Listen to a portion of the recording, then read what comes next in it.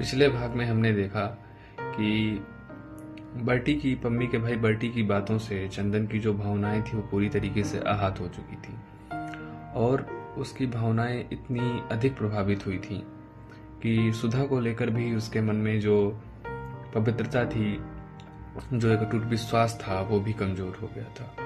होता क्या है कि सुधा कुछ दिन बाद अपनी ससुराल से वापस आती है और चंदन उस दिन कहीं कॉलेज गया हुआ था और कॉलेज से लौटकर जब चंदन वापस आता है तो देखते हैं फिर क्या होता है कि बाहर ही उसे मालूम हो गया था कि सब लोग आ गए हैं।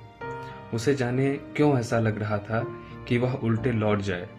वह अगर इस घर में गया तो जाने क्या अनर्थ हो जाएगा, लेकिन वह बढ़ता ही गया। स्टडी रूम में डॉक्टर साहब सो रहे थे। वह लौटा और अपने कपड़े उतारने के लिए ड्राइंग रूम की ओर चला। सुधा ने जो ही आहट पाई वह फौरन झाड़ू फेंककर भागी।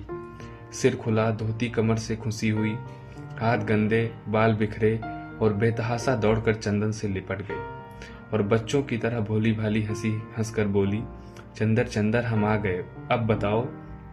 और चंदर को इस तरह कस लिया कि अब कभी छोड़ेगी नहीं।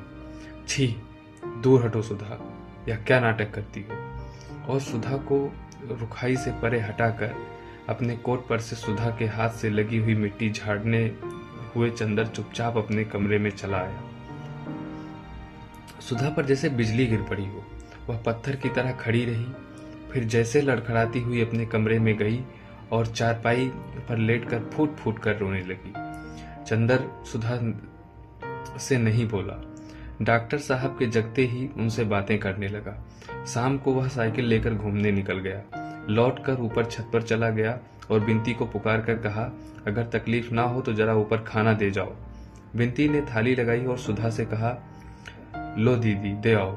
सुधा ने सिर हिलाकर कहा, तू ही दे आ, अब मैं कौन रह गई उनकी। बिंती के बहुत समझाने पर सुधा ऊपर खाना ले गई।